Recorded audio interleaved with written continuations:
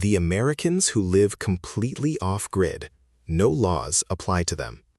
There are people living in America right now, no address, no building codes, no zoning laws, no property taxes, and everything they're doing is completely legal. Before we go any further, if you're into stories about people who said, forget the system, and actually figured out how to do it, subscribe right now. We cover real people living on their own terms, and this one might just change how you think about freedom in America.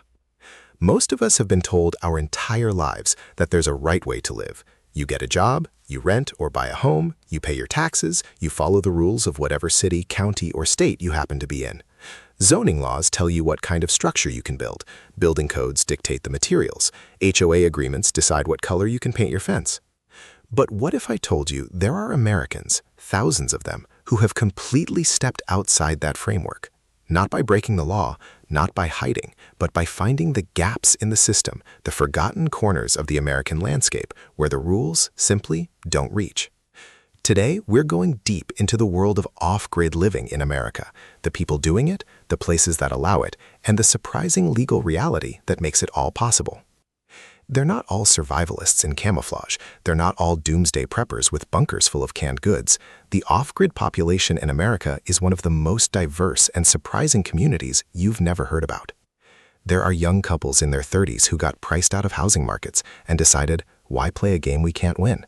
There are retired veterans who want land, silence, and self-sufficiency. There are homeschooling families who want total control over how their children are raised. There are artists, engineers, nurses, and former lawyers. What unites them isn't ideology, it's a desire for sovereignty over their time, their land, their food, and their future. Many of them live in states like New Mexico, Arizona, Texas, Tennessee, and Missouri, states with vast rural land, low population density, and critically, loose or non-existent county-level regulations. Here's something most people don't realize. Zoning laws and building codes are not federal, they are local. And in rural America, huge swaths of land fall under county jurisdiction, or sometimes no jurisdiction at all. In parts of New Mexico, for example, there are counties where you can legally build a structure out of anything: earth, wood, tires, straw bales, with zero permit required, zero inspection, zero approval. You just build. Let's talk about the legal framework, because this is where it gets genuinely fascinating. In the United States, property rights are foundational. Once you own land, particularly in rural, unincorporated areas, your rights over that land are broad.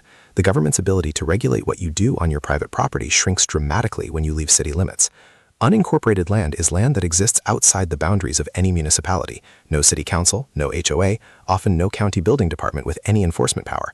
In these zones, as long as you're not violating state law, and most states don't regulate how you personally choose to live on your private land, you are largely free.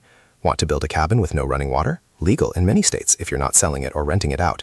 Want to live in a yurt, a converted school bus, or a hand-built earthship? Totally legal in dozens of counties.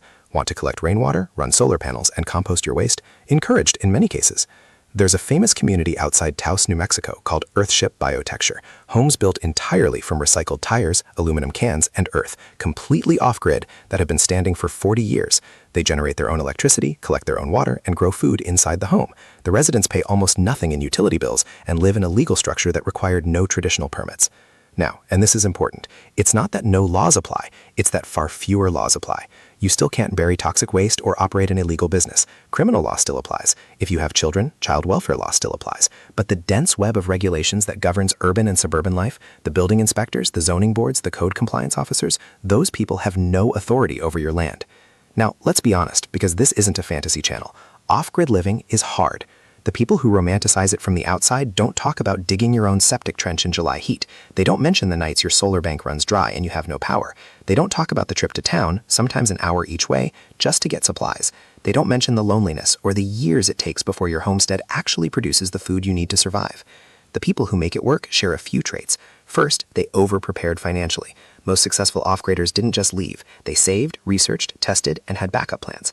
A 10-acre parcel in rural New Mexico might cost $15,000 to $40,000.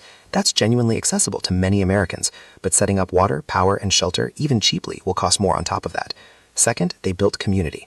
The most resilient off-grid people are not isolated hermits. They're embedded in small, tight-knit communities of like-minded people who share skills, tools, labor, and knowledge. A neighbor who knows how to pull a well is worth more than almost any piece of equipment you can buy.